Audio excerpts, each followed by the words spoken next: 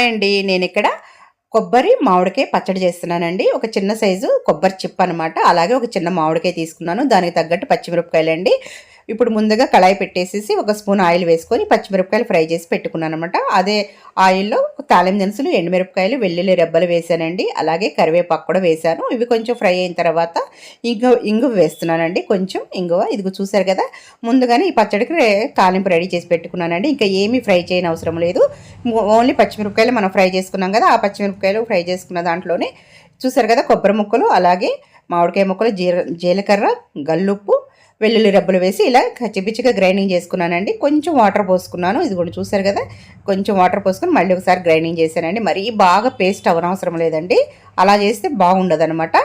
చూసారు కదా! ఇప్పుడు తాలింపు రెడీ చేసి పెట్టుకున్నాం కదండి! ఈ తాలింపు దీంట్లో వేసుకొని ఈ విధంగా కలిపేసుకొని వేడి వేడి అన్నంలో నెయ్యి వేసుకొని తినండి. సూపర్‌గా ఉంటదనమాట.